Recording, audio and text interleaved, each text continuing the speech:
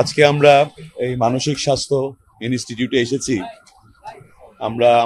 আমরা চাচ্ছি বাংলাদেশের মানুষের জন্য স্বাস্থ্য সেবাটাকে সহজলভ্য করে দেওয়া এবং একটা সুন্দর পরিবেশে সরকার সারা দেশে যে স্বাস্থ্যসেবা চলমান আছে সেটা যেন একটা মানসম্পন্ন স্বাস্থ্যসেবা হয়।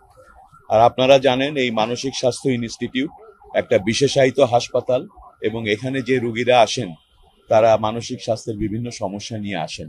সুতরাং এই হাসপাতালটাকে অন্য সকল হাসপাতালের চেয়ে আরেকটু রেসপন্সিভ, আরেকটু বেশি মানবিক হতে হয়। তো আজকে আমি এবং মাননীয় মন্ত্রী মহোদয় আমরা সকাল থেকে এই হাসপাতালে বিভিন্ন ডিপার্টমেন্ট ঘুরে দেখেছি।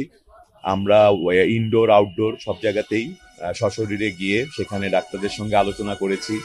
এখানে সুবিধা অসুবিধাগুলো আমরা দেখেছি। ইতিমধ্যেই মাননীয় মন্ত্রী মহোদয় আপনাদেরকে বলেছে ইনডোরে আমরা যে জিনিসগুলো পেয়েছি। এই পাওয়ার পরে আমরা আমাদের এখানে পরিচালক এবং অন্যান্য সিনিয়র যারা অধ্যাপক আছেন তাদের সাথে বসেছিলাম।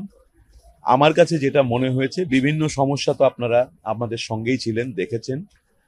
পাশাপাশি বড় যে সমস্যাটা আমার কাছে পরিলক্ষিত হয়েছে, এখানে একটা লিডারশিপ ক্রাইসিস আছে। একটা ইনস্টিটিউট, দেশের সর্বোচ্চ প্রতিষ্ঠান মানসিক স্বাস্থ্য সেবা দেওয়ার জন্য, সেই হাসপাতালের যারা লিডারশিপ দেবেন এবং ক্লিনিক্যাল গভর্নেন্স বলেন, ক্লিনিক্যাল সার্ভিস বলেন, যে রোগীর মান কেমন হবে চিকিৎসার থেকে শুরু করে প্রশাসনিক যে দক্ষতা এবং করিতকর্মা হওয়া দরকার, সেই ধরনের নেতৃত্বের এখানে আমরা একটা সংকট দেখতে পাচ্ছি। যেই কারণে যদিও ডাক্তাররা এবং অন্যান্য স্বাস্থ্যকর্মীরা বিভিন্ন ধরনের চ্যালেঞ্জের মুখে, আপনারা দেখেছেন রুগীরও কিন্তু এখানে কমতি নাই। সকাল 8টা থেকে আমরা দেখতে পাচ্ছি রুগীরা আছেন, আউটডোরে তাদেরকে দেখা হচ্ছে। আমরা ওষুধের ওখানে গিয়েছি, তারা সেখান থেকে ওষুধও পাচ্ছেন। আর কিন্তু লিডারশিপের অভাবে কিছু অব্যবস্থাপনা তৈরি হয়েছে।